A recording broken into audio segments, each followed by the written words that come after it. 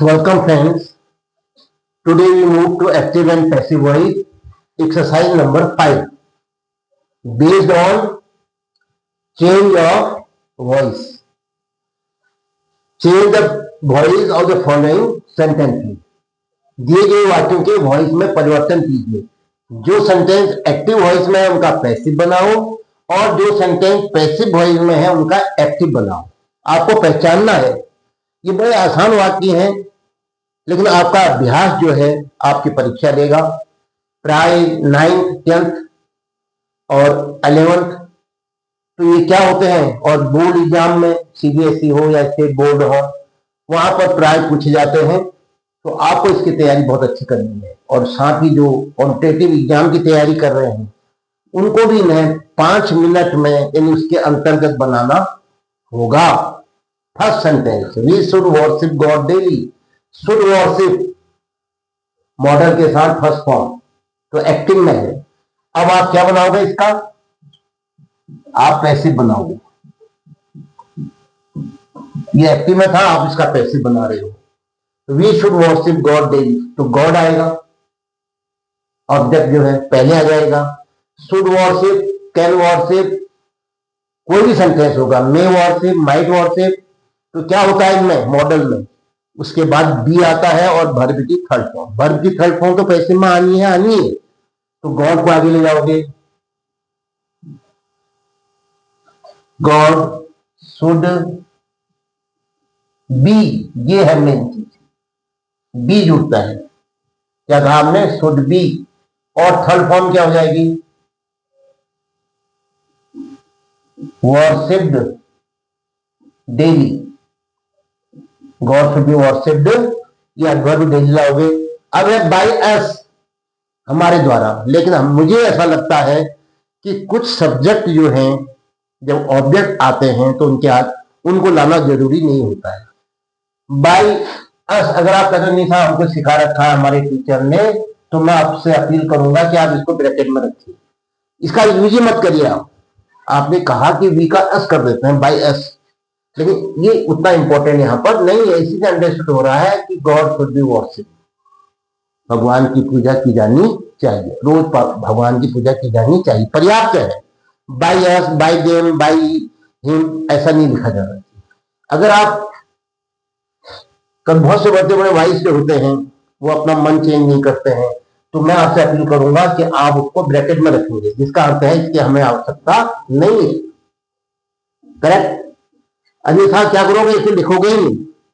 Yes, this house was built by my father.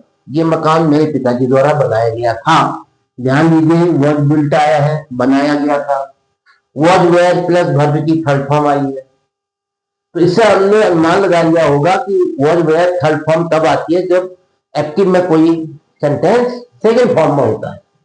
Road, sang, built, played तो उसको past indefinite कहते हैं. तो इसका अर्थ है ये पैसिव में है, वॉज बिल्ट दिया है. वैसे भी बाय माय फादर दिया है, बाय दिया है. जो डूअर है, बनाने वाला है, वो पीछे गया है. ऐसे भी अनुमान लगा लिया होगा पैसिव में है. तो क्या बनाओगे इसका? एक्टिव. आप इसका एक्टिव बनाना है. तो क्या होगा? बाय माय फादर, डूअर पहले आएगा. बाय हटेगा, माय फादर पहले आ जाएगा.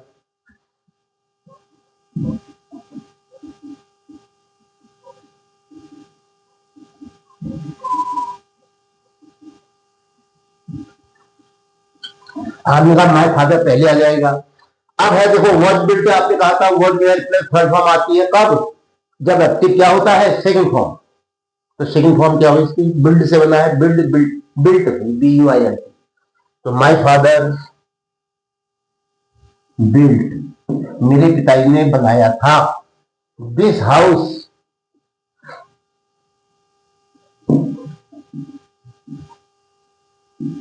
तो मेन इसमें यह है कि जो वर्ड बिल्ट है वो सेकंड फॉर्म बिल्ट बन जाती है. यस, ओनली योर पेरेंट्स ओबे योर पेरेंट्स.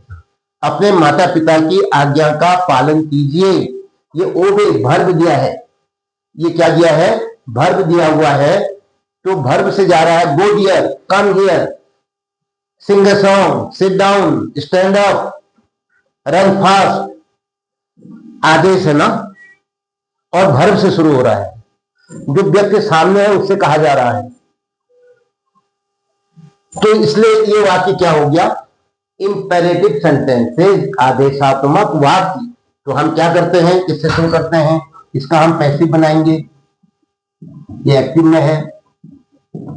जब आप पैसिव बताएंगे तो उसका रूल क्या है, let plus object,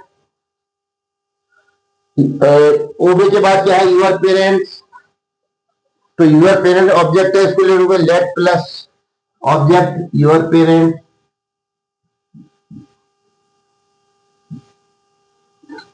late your parent.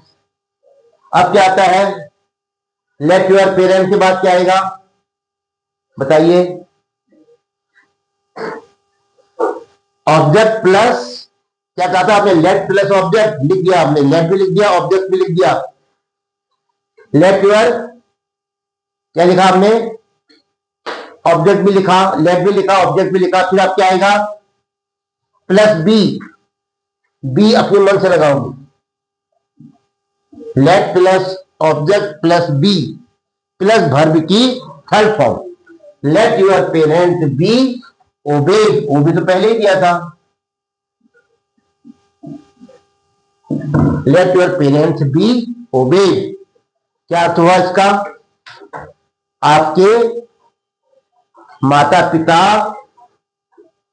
क्या कहेंगे कि आज्ञा का पालन किया जाना चाहिए। और दूसरे तरीके से क्या बनेगा, object plus should be plus verb के third form, your parents should be, your parents should be क्या होगा, obey, your parents should be obey. Yes, she sang a beautiful song, उसने एक सुंदर गाना गाया, sang, देखिए यहां गाया था, सिंग से बना है सेकंड फॉर्म, तो क्या हो जाएगा, वर्ड वेयर प्लस वर्ब की थर्ड फॉर्म, ऑब्जेक्ट को ले आओ, ए ब्यूटीफुल सॉन्ग, अरे बनाना क्या है, ये तो एक्टिव में है, आपको बनाना है इसका पैसिव।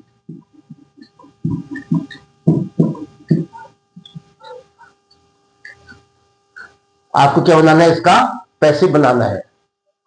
तो पैसिव बनाओगे तो क्या करोगे, ये ब्यूटीफुल सॉन्ग पहले आ जाएगा,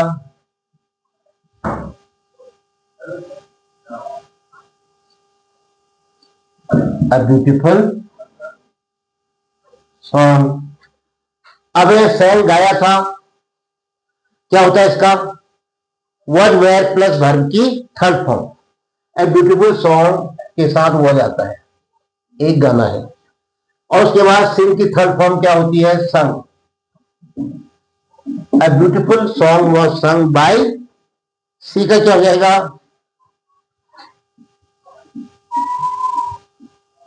by her, a beautiful song was sung by हर।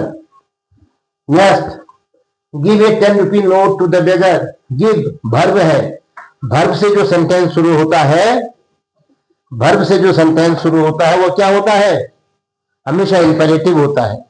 तो क्या सेंटेंस है, या तो शुड बी से बनाओ या लेट से, तो हम इसको ये आपका एक्टिव था तो हम इसका पैसिव लिख देते हैं, यहाँ पर पैसिव बनाना है हमने इसको,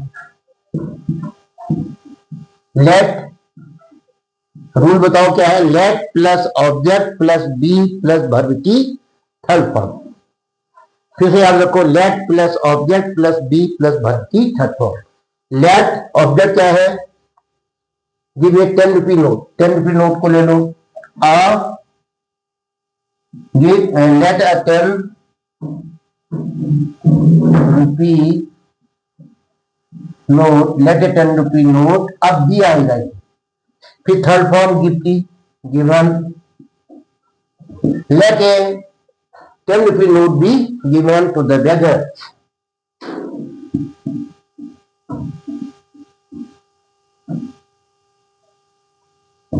नेक्स्ट, बाय होम और दिस जग ब्रोकन, किसके द्वारा ये जग तोड़ा गया था, बाय होम, जिसको पीछे आना था वो आगे आया हुआ है, तो बाय हट जाएगा, होम का क्या हो जाएगा, हु, नॉमिनेटिव केस, और वॉज ब्रोकन का क्या हो जाएगा, ब्रोक।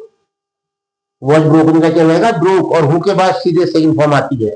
तो आपने कहा हम इसका क्या बना रहे हैं, एक्टिव बना रहे हैं, क्योंकि पैसिव में दिया है हमें। आप इसका एक्टिव बना रहे हो तो क्या बना, बाय हु का क्या बनाया आपने, हु।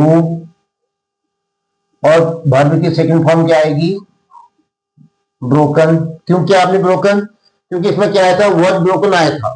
तो हम क्या लिखेंगे, हु ब्रोक, BRO के second form, who broke. Object को अब लिख दो दिस जब। सेंटेंस क्वेश्चन था, क्वेश्चन ही रहेगा। Mark of interrogation, you should take exercise daily. आपको रोज अभ्यास करना चाहिए, एक्सरसाइज करनी चाहिए। तो शुड आया है, ध्यान रखिएगा, मॉडल है, और जब भी मॉडल आ जाता है उसके पीछे बी लगता है और फिर थर्ड फॉर्म आती है। शुड बी टेकन होगा, ध्यान रखना। एक्सरसाइज को पहले ले लो, क्या बना रहे हो आप, अब इसका पैसिव बना रहे हो आप, एक्टिव दिया था। तो क्या होगा, exercise should be, third form लाओ, exercise should be taken by you. अब बाय यू लिखने की जरूरत नहीं है, exercise should be taken daily, बस। अब बाय यू को आप ओवरलैप कर दो। अगर आप कहते नहीं साहब हमारा माइंड सेट है, हमें बताया गया है हमारे टीचर के द्वारा, तो आप बाय यू को किसमें लिखो, ब्रैकेट में लिख दीजिए। जिसका अर्थ ये होता है कि ये लिखना बहुत जरूरी नहीं था, लिखा भी जा सकता है, नहीं भी लिखा जा सकता। मैं तो कह रहा हूं नहीं लिखा जाना चाहिए। जब ऑब्जेक्ट सब्जेक्ट जो है अंडरस्टूड हो जाता है या ज्यादा महत्वपूर्ण नहीं रह जाता है तो उसको हम यहां से रिमूव कर देते हैं, ओमिशन कर देते हैं। Yes, Shakuntala was written by Kalidas. Was written से आप अंदाज लगाइए। वॉज वेयर प्लस वर्ब की थर्ड फॉर्म कब आती है, जब एक्टिव में वर्ब सेकंड फॉर्म होती है, पास्ट इंडेफिनिट। बाय कालिदास, आपको अंदाज आ रहा है कि डूअर यहां चला गया है, बाय हटेगा, कालिदास पहले आ जाएगा। कालिदास, अब क्या आएगा, वर्ब की सेकंड फॉर्म आएगी, राइट से बना है रिटन, तो सेकंड फॉर्म क्या होती है राइट की, रोट। कालिदास रोट। अब जो यहां था इसको पीछे ले आओ, ऑब्जेक्ट बना दो, शकुंतला। ये काव्य है शकुंतला, ये कालिदास द्वारा लिखा गया था, या कालिदास ने शकुंतला काव्य लिखा। तो इस प्रकार एग्जाम में आने वाले क्वेश्चंस का आपने आज अभ्यास किया। कॉम्पिटिटिव एग्जाम में भी ऐसे आसान प्रश्न पूछे जाते हैं, तो इसलिए ध्यान दीजिएगा। और अगर डिटेल में पढ़ना हो तो इससे पहले आपने जो वीडियोस देखे हैं उनका एक बार फिर से अध्ययन कर लीजिए, वो प्लेलिस्ट में आपको मिल जाएंगे। इसके साथ ये वीडियो यहाँ पर समाप्त होता है। जय हिंद।